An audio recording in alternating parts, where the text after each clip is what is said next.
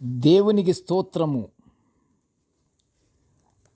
అనుదిన వాక్య ధ్యానానికి మనము సిద్ధపడి మనము శ్రద్ధగా ఆలకిద్దాము, విందాము. నేను కూడా శుద్ధ హృదయంతోనే నేను ధ్యానిస్తున్నాను. ప్రియ దేవుని బిడ్డలారా, నేటి ధ్యాన వాక్యము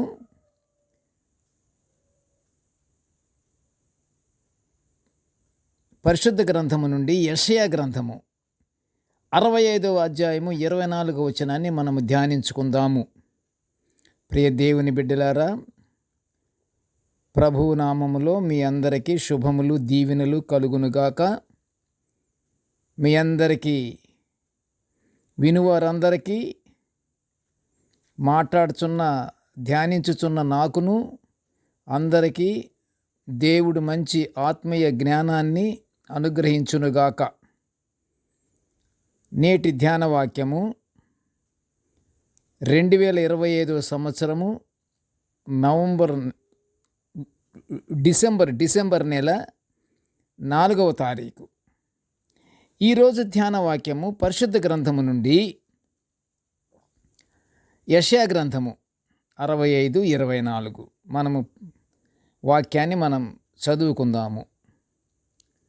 వారు వేడుకొనక మునుపు నేను ఉత్తరమిచ్చెదను, వారు మనవి చేయుచుండగా నేను ఆలకించెదను.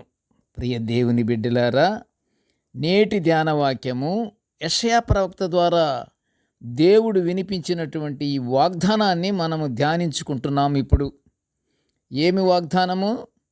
వారు వేడుకొనక మునుపే నేను ఉత్తరమిచ్చెదను, వారు మనవి చేయుచుండగా నేను ఆలకించెదను. దేవుడు ఎంత గట్టి నమ్మకమైన వాగ్దానం మనకి అనుగ్రహిస్తున్నాడు. ప్రియ దేవుని బిడ్డలారా, మన మనవిని ఆయన ఆలకిస్తున్నాడట. మనం వేడుకొనక మునిపే మన హృదయాల ఆలోచనలు బట్టి ఆయన ఉత్తరం ఇస్తున్నాడట. అంటే ఆయన సన్మార్గంలో మనం ఉన్నాము అని లెక్క. దేవుని సన్మార్గంలో మనం నడుస్తున్నాము, దేవుని ఆజ్ఞలను మనం పాటిస్తున్నాము, దేవుని కట్టడలను మనం అనుసరిస్తున్నాము, దేవుని యందు భయభక్తులు కలిగి ఉన్నాము.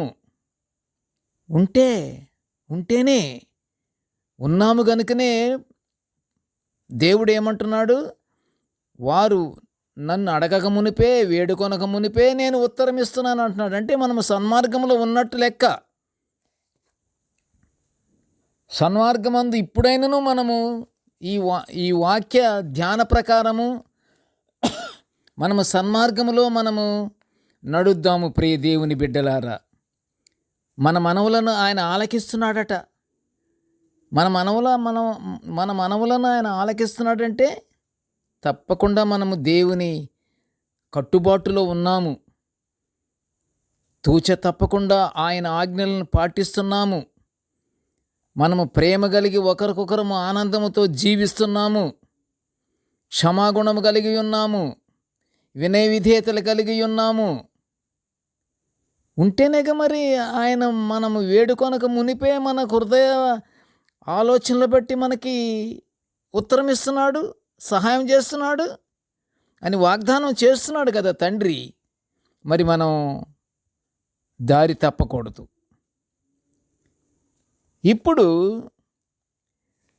మనుషుల ఎడల దేవుని ప్రేమ ఎంతగా ఉన్నదంటే, ప్రియ దేవుని బిడ్డలారా, మనిషికి కావలసిన అవసరం హృదయ రహస్యాలు ఎరింగినటువంటి దేవుడు కాబట్టి మానవుని హృదయాలలో ఆరాటపడుచున్న సహాయం కొరకు దేవుని వేడుకొనక మునిపే ఆ సహాయం చేస్తాడు అని యెషయా ప్రవక్త ద్వారా దేవుడు పలికించినటువంటి ప్రవచనాన్ని మనము ఇక్కడ ధ్యానించుకుంటున్నాము, మనము నమ్ముతున్నాము, మనము విశ్వసిస్తున్నాము.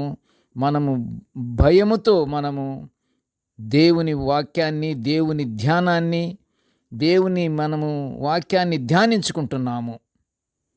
ఇంకను ప్రియ దేవుని బిడ్డలారా, మానవులు చేయు ప్రార్థనలను దేవుడు ఆలకిస్తాడని నేటి ధ్యానవాక్యంలో వివరించబడింది కదా.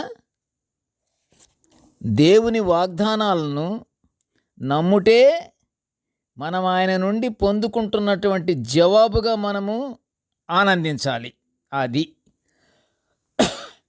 ఆ ఆనందము కానీ మనలో ఉంటే మనము వేడుకొనక ముందే మన హృదయ ఆలోచనను బట్టి హృదయంలోని అవసరతలను బట్టి దేవుడు గ్రహించి మన మనవులను ఆలకించి మన సహాయం చేస్తాడట.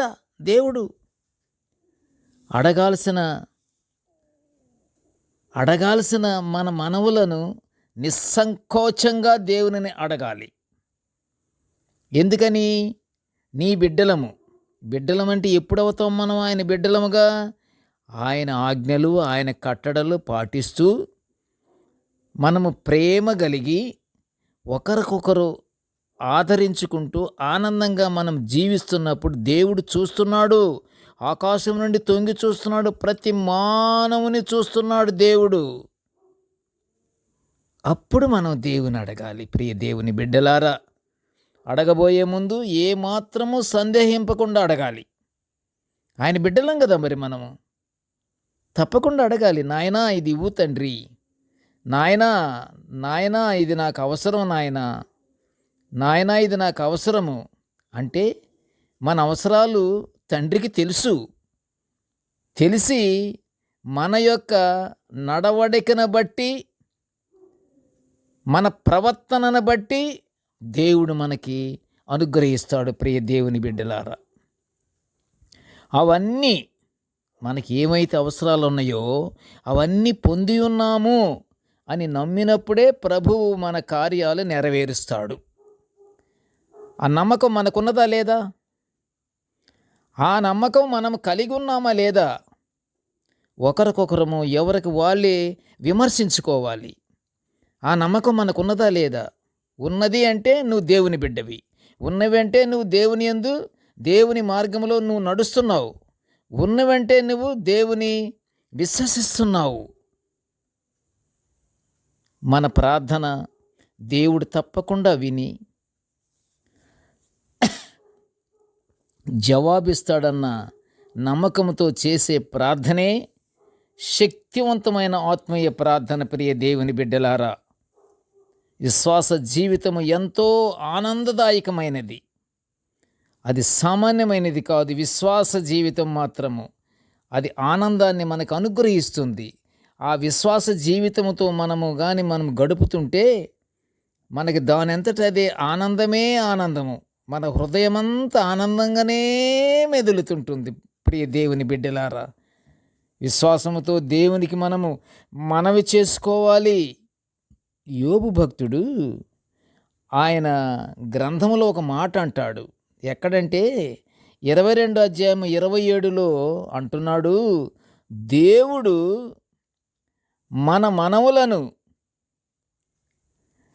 ఆలకిస్తాడని. ప్రియ దేవుని బిడ్డలారా, చదువుతున్నారా? యోబు గ్రంథము 22 అధ్యాయము 27వ వచనములో ఏమంటున్నాడు? దేవుడు మన మనవులను ఆలకిస్తాడని ఆయన యోబు గట్టిగా ఒక్కాణించి చెబుతున్నాడు. మన మనవులను ఎందుకు ఆలకించడు? మనం దేవుని బిడ్డలం కదా, దేవుని విధులను పాటిస్తున్నాము కదా, దేవుని ఆజ్ఞలలో మనం నడుస్తున్నాం కదా. అందుకని దేవుడు మనుషుల నుండి కోరుకునేది ఏమిటంటే శుద్ధ హృదయము, మనుషులందరి ఎడల నీవును, నీ ఇంటివారును, నీ తోటివారును, నీకు తెలిసిన వారును, నీ ప్రక్కనున్న వారును, ప్రతి ఒక్కరి ఎడల ప్రేమ కలిగి జీవించాలన్నదే దేవుని కోరిక. ఆ కోరికను మానవుడు నెరవేరిస్తే తప్పకుండా మనము వేడుకొనక మునిపే ఆయన మనకు ఉత్తరం ఇస్తాడు. మన మనవులను ప్రభువారు ఆలకించి మనకు సహాయము చేస్తాడు. కనుక ప్రియ దేవుని బిడ్డలారా, శుద్ధ హృదయముతో మనము దేవుని యందు భయభక్తులు కలిగి మనము ప్రార్థన యందు పట్టుదల కలిగి మనము ప్రవర్తిస్తే మనము పరలోక ఆశీర్వాదాలు తప్పకుండా మనం పొందుకుంటాము. ప్రార్థన చేసుకుందాము. ప్రేమగల తండ్రి, నీకు స్తోత్రాలు. ప్రభువా, నీ దివ్యమైన వాక్యాలను మేము నిత్యము ఇలా ధ్యానించుకుంటూ నిన్ను స్తుతించుకుంటూ దేవా నిన్ను మహిమపరుచుకునే ఇంత గొప్ప భాగ్యాన్ని మాకు అనుగ్రహించినందులకు నీకు ఘనమైన స్తోత్రములు నాయన. నేటి ధ్యాన వాక్యాన్ని వినుచున్న ప్రతి బిడ్డను ఆశీర్వదించయ్యా. ప్రభువా, మేము కోరుకొనక మునిపే, మేము వేడుకొనక మునిపే, నీకు ప్రార్థన మేము చేయక మునిపే మా హృదయాలోచనలు ఎరింగినటువంటి తండ్రివి కాబట్టి మాకు ఉత్తరం ఇస్తున్నావు. మేము అడుగుచున్న బ్రతిమాలుకుంటున్నటువంటి మనవులకు నువ్వు జవాబిస్తున్నావు అని మేము విశ్వసిస్తూ నీకు ప్రార్థిస్తున్నాము తండ్రి. అలాంటి విశ్వాసము ప్రతి ఒక్కరిలో ఉండేలాగున తండ్రి, అపవాది దరికి రాకుండా ఈ విశ్వాసంతో నీ యందు భయభక్తులు కలిగి జీవించుచు నీ పరలోకాశీర్వాదాలు పొందుకునే భాగ్యాన్ని మాకు అనుగ్రహించమని నాయనా ఈ మనవలన్నీ యేసయ్య పుణ్యనామమున వినయముగా వేడుకొనుచుంటున్నాము తండ్రి. ఆమేన్. దేవుడు మనలందరినీ బహుగా దీవించుగాక. ఆమేన్, ఆమేన్, ఆమేన్.